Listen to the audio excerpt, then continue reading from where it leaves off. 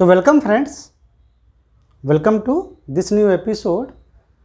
और आज हम जानेंगे कि पाथ इंडिपेंडेंसी जो है कंजर्वेटिव फोर्स का जो नेचर होता है ना, कि कंजर्वेटिव फोर्स पाथ पर डिपेंड नहीं करता है, वो सिर्फ फाइनल पॉइंट से इनिशियल पॉइंट मतलब बॉडी जहाँ से मूव करती है और जहाँ तक जाती है उस पर डिपेंड करता है, उसको मिलाने वाले वेक्टर पर डिपेंड करता है, यानी डिस्प्लेसमेंट पर डिपेंड करता है।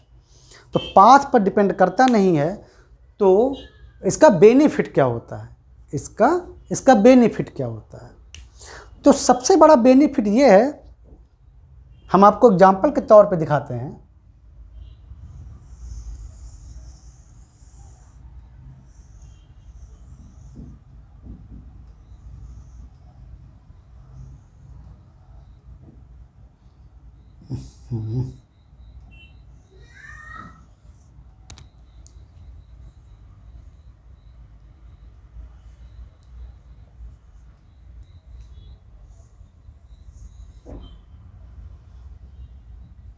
ये देखो, ये एक बॉल है, ये एक बॉल है जो यहां पे रखा हुआ है पॉइंट ए पर, दिख रहा है?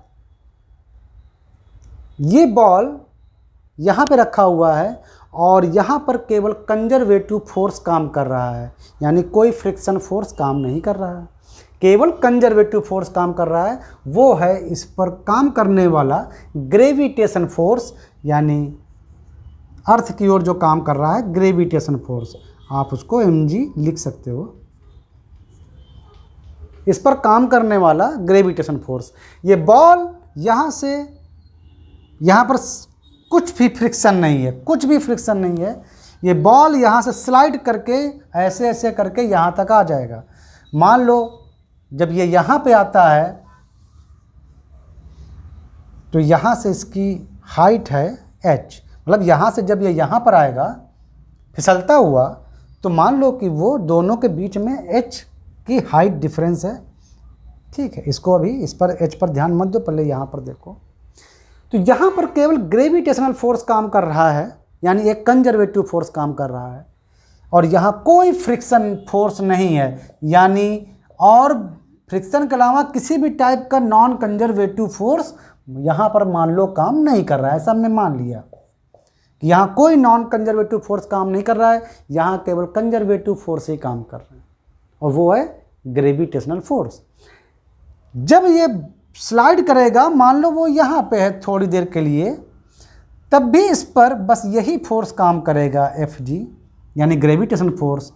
और जब नीचे भी आ जाएगा यहाँ पर, तब भी उस पर केवल ग्रेविटेशन फोर्स ही काम करेगा नीचे की ओर।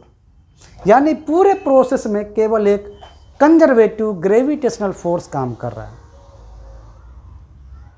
अब देखो, अगर कोई बोले चलो वर्क निकालो, इस पर जो ग्रेविटेशनल जो फोर्स काम कर रहा है, एक कंजर्वेटिव फोर्स, वो यहाँ से वहाँ तक कितना वर्क किया निकालो, तो आपके दिमाग में चलने लगेगा work equal to force dot displacement, ऐसा कुछ।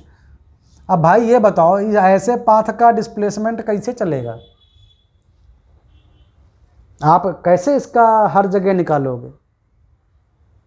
इस पाथ का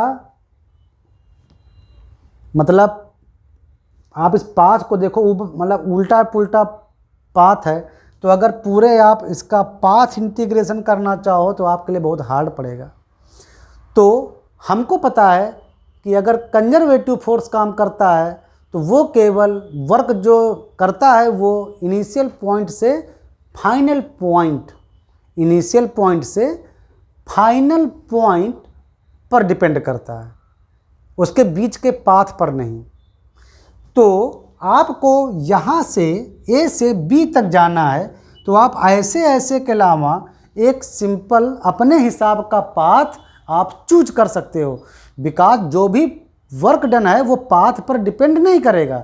आप अपने अनुसार कोई एक ऐसा पाथ लो जो आप A से B तक पहुँच भी जाओ और आपको कैलकुलेशन भी आसान हो जाए। तो बढ़िया तरीका है कि एक पाथ तो यही हो गया, जैसे ऐसे आओ और ऐसे जाओ, कोई दिक्कत, एक पाथ ये हो गया। हम ये पाथ चुनते हैं, ये ऐसे ऐसे नहीं जाते हैं, ये अपना एक सीधा नीचे है और सीधा ऐसे गए, कोई दिक्कत। हमने चुन लिया कोई एक पाथ, ये हम ये बीच का हम पाथ भूल गए, क्योंकि वर्क हमारा कंजर्वेटिव जो फोर्स द्वारा जो किया गया जो वर्क होता है वो केवल इनिशियल पॉइंट और फाइनल पॉइंट पर डिपेंड करेगा, बीच के पाथ पर डिपेंड नहीं करेगा। तो हम इस पाथ को देखें ही ना, हमको हमारी आँखें फूट गई, हम देखेंगे ही नहीं, हम अपने हिसाब से उस पॉइंट पर पहुंच गए। या तो आप ऐसे चले जाओ, सीधा ऐसे जाओ और ऐसे ड्रॉप हो जाओ वहाँ पर, कोई दिक्कत। ये पाथ ले लो, मान लो कि ये डिस्टेंस यहाँ से यहाँ तक मान लो कितनी है, मान लो थोड़ी देर के लिए L है, ओके, मान लेते हैं L है। तो आप चाहो तो वैसे चले जाओ, या तो एक और तरीका है, आप पहले पॉइंट को सीधा इससे मिला दो, एक ऐसे। अब इसका आप अगर वेक्टर निकालने पाओ तो निकाल लो, और वर्क इक्वल टू फोर्स और डिस्प्लेसमेंट, और इस डायरेक्शन में आप अगर फोर्स निकाल लेते हो इस डायरेक्शन में तो वेरी गुड, सीधा आपका वर्क निकल आएगा। आपके पास तीन रास्ते हो गए, तीन पाथ, एक ये पाथ, एक ये पाथ और एक ये पाथ, मतलब आप पाथ चुनने के लिए फ्री हो। तो सबसे बड़ा बेनिफिट ये है कि केवल अगर कंजर्वेटिव फोर्स काम कर रहा होता है तो वहाँ हम अपने हिसाब से लास्ट और इनिशियल यानी दोनों पॉइंट को मिलाने वाला पाथ अपनी तबीयत से चुन लेते हैं, अपने दिमाग से, जिसमें कि हमको कैलकुलेशन करने में आसानी हो। और आंसर तो सेम आना है, क्योंकि कंजर्वेटिव फोर्स का काम ही वही है कि इसका जो वर्क है वो पाथ पर डिपेंड नहीं करेगा, चाहे वो बॉल ऐसे ऐसे है, चाहे आप बॉल ऐसे लाओ, चाहे बॉल वैसे लाओ, वर्क सेम आएगा। तो इसको पाथ नंबर 1 डाल देते हैं, नीचे वाले को पाथ नंबर 2 डाल देते हैं, बीच वाले को पाथ नंबर 3 डाल देते हैं। ज़रा पाथ नंबर 1 से देखो, path number 1, okay, work done क्या होता है, वही जनरल फोर्स डॉट डिस्प्लेसमेंट। तो पूरे पाथ पर करके देखो, तो पहले यहाँ से इस पॉइंट पर आओ, मतलब पूरे पाथ पर करो, तो पूरे पाथ पर, तो यहाँ से पहले यहाँ तक आओ, इसका कुछ नाम दे दो, बी है तो इसका नाम बी डैश दे दिया, ओके। तो work done equal from A to B dash plus work done from B dash to B, फिर यहाँ से वर्क डन, ओके। हमको बस बी तक जाना था, कंजर्वेटिव फोर्स काम कर रहा है इसलिए। ये सब आप इसलिए कर सकते हैं क्योंकि कंजर्वेटिव फोर्स काम कर रहा होता। फ्रिक्शन फोर्स काम कर रहा होता तो नहीं भाई, friction force is path dependent, वो जिस पाथ पर जो पाथ होगा फ्रिक्शन फोर्स उसी के अनुसार काम करेगा, जैसे नॉन कंजर्वेटिव जो भी फोर्स हो। लेकिन ये जो आप इजीनेस जो आपको मिल गई, जो आसानी हो गई, ये इसीलिए कि यहाँ कंजर्वेटिव फोर्स काम कर रहा है, gravitation force is a conservative force. जरा ए से बी डैश तक आने में किया गया काम, तो फोर्स तो हमेशा, चाहे अगर आप इस बॉडी को इस बीच में कहीं भी लाएं, इस पर फोर्स जो काम कर रहा है वो ग्रेविटेशन फोर्स काम कर रहा है। वो यहाँ तक जब बॉडी आएगी आपकी, वही वो बॉल, उसको हमेशा फोर्स नीचे ही काम करना है, ग्रेविटेशन फोर्स। तो ग्रेविटेशन फोर्स मान लो अगर mg है तो mg और उसकी direction -j cap, okay, dot displacement इधर से इधर, यानी l डिस्टेंस लिया है li कैप, मतलब डायरेक्शन इधर i कैप, उधर j कैप ऊपर, नीचे की ओर -j कैप, इधर की ओर -i कैप। डायरेक्शन जानते हैं ना, तो डॉट li कैप, ओके।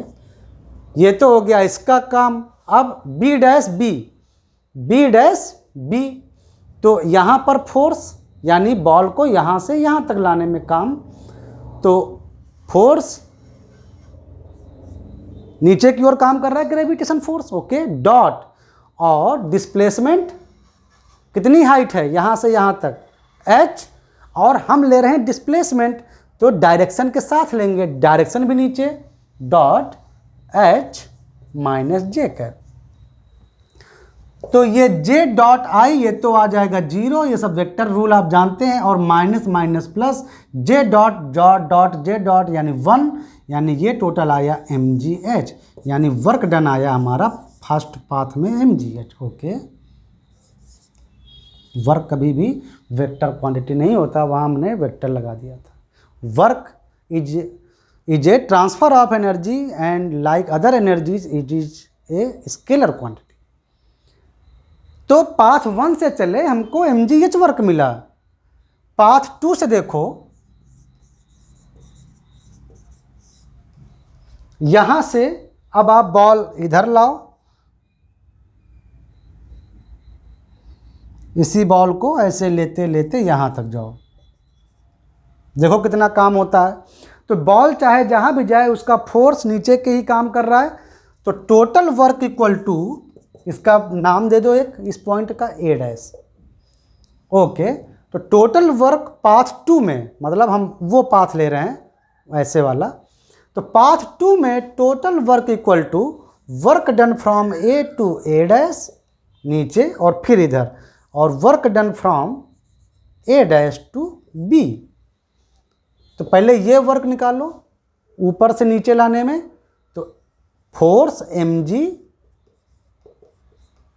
जे कैप, वर्क तो वही काम कर रहा है, ग्रेविटेशन कंजर्वेटिव फोर्स जो कि नीचे की ओर, तो माइनस जे कैप डॉट, और बॉल यहां से यहां लाए आप, नीचे की ओर डिस्प्लेसमेंट हो रहा है, डायरेक्शन माइनस जे कैप, और एच वैल्यू तो डॉट एच माइनस जे कैप। ओके, प्लस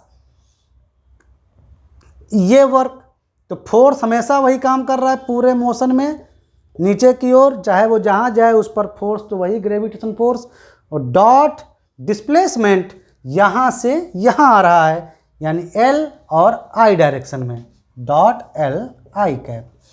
तो जे डॉट आई आप जानते हैं ये 0, और ये माइनस माइनस प्लस, यानी और J dot J equal to 1 mgh।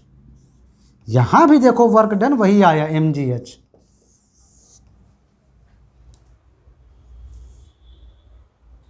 यानी वर्क डन वही आ रहा है। हम एक तीसरा पाथ लेते हैं ए से बी, पाथ 3। पहले हम डिस्प्लेसमेंट वेक्टर निकालेंगे। ये भाई अब की हमने डायरेक्ट जोड़ दिया, क्योंकि हमने पढ़ा था शायद कि कंजर्वेटिव फोर्स द्वारा किया गया वर्क केवल इनिशियल से फाइनल पॉइंट पर डिपेंड करता है, तो यानी उसके डिस्प्लेसमेंट पर, तो हमने डिस्प्लेसमेंट सीधा जोड़ दिया इधर को मिला के, तो डी वेक्टर हमको मिला, डिस्प्लेसमेंट डी वेक्टर। लेकिन हमको डी तो पता नहीं है, हमको कुछ और चीज़ें पता है, जैसे एल पता है, एच पता है, डी तो हमने ज़बरदस्ती वेक्टर बना दिया। तो ये vector equal to this vector plus this vector, means D vector equal to this vector plus this vector, यानी ए से बी वेक्टर डैश वेक्टर और B dash to B vector. कोई दिक्कत? देखो ध्यान से, A B vector equal to A ये vector plus ये वेक्टर, वेक्टर का ट्राइंगल लो। ये वेक्टर को आप क्या लिखोगे, एल और डायरेक्शन इस दिशा में, यानी एल आई कैप, और प्लस इस वेक्टर को क्या लिखोगे, बी डैश से बी, बी डैश से बी, इसको क्या लिखोगे, वैल्यू है एच और डायरेक्शन माइनस जे कैप। ये आ गया आपका डी वेक्टर। और अब आप डिस्प्लेसमेंट सीधा इस डायरेक्शन में ले रहे हैं, फोर्स आपका ऐसे काम कर रहा है, ऐसे,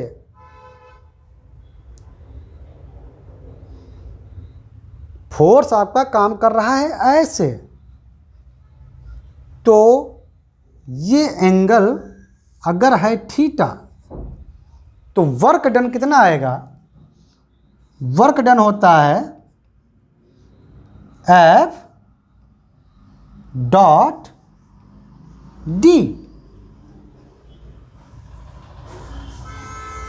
फोर्स वही ग्रेविटेशनल फोर्स ही काम कर रहा है पूरे उसमें। तो आपको ये, आप चाहो तो उसको सीधे भी निकाल सकते हो। कैसे?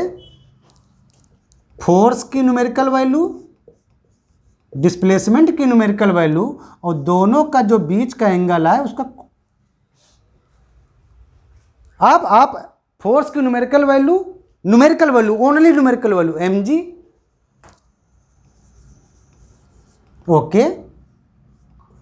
डिस्प्लेसमेंट की न्यूमेरिकल वैल्यू, इस डायरेक्ट डिस्प्लेसमेंट की numerical value √h² plus L²।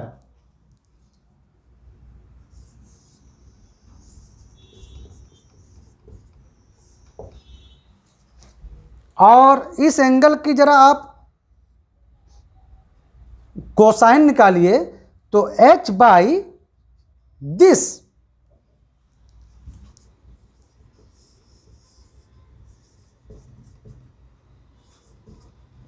तो ये कैंसिल, मीन्स केवल आपका mgh वापस। यानी कि तीनों पाथ में हमारा वर्क डन सेम आया है, हमारा तीनों पाथ में वर्क डन सेम आया है। तो ऊबड़ खाबड़ ये पाथ ना लेकर आप अपने हिसाब से कोई एक सुटेबल पाथ ले सकते हो, कोई एक सुटेबल पाथ ले सकते हो अपने हिसाब से। लेकिन शर्त यह है कि वहाँ कंजर्वेटिव फोर्स काम कर रहे हों। और यहाँ से हमको एक चीज़ और मिल गई कि केवल अगर ग्रेविटेशनल फोर्स, कंजर्वेटिव फोर्स, केवल ग्रेविटेशनल फोर्स काम कर रहा हो और वहाँ कोई और नॉन कंजर्वेटिव फोर्स काम ना कर रहा हो, तो टोटल जो वर्क डन होता है वो केवल mgh होता है। केवल क्या होता है? केवल mgh होता है। यानी ग्रेविटेशनल फोर्स अगर काम कर रहा है तो वो केवल ऊंचाई मतलब कितने अप गया, कितना डाउन गया, बस इसी पर वो वर्क करता है। भले ही वो ऐसे ऐसे गया हो, लेकिन फाइनल हाइट h, ऊपर गया होता कहीं तो h। तो एक चीज़ हमको बहुत इम्पॉर्टेंट ये भी मिल गई, जिसका अक्सर हम लोग यूज करते हैं प्रॉब्लम सॉल्व करने में। लेकिन ये तभी सत्य है जब केवल आप ग्रेविटेशनल फोर्स काउंट करें और साथ में कोई नॉन कंजर्वेटिव फोर्स ना हो, जैसे कोई फ्रिक्शन फोर्स ना हो। वरना आपको फिर फ्रिक्शन फोर्स द्वारा किया गया वर्क काउंट करना पड़ेगा। और फ्रिक्शन फोर्स जो होता है वो पाथ डिपेंडेंट है। आप फ्रिक्शन फोर्स के लिए कोई पाथ अपने अनुसार चेंज नहीं कर सकते। अगर फ्रिक्शन फोर्स काम कर रहा है तो वो उसी पाथ पर डिपेंड करेगा जिस पाथ पर वो फ्रिक्शन फोर्स काम कर रहा है। चलो मिलते हैं नेक्स्ट एपिसोड में। तो ये उसका हुआ बेनिफिट।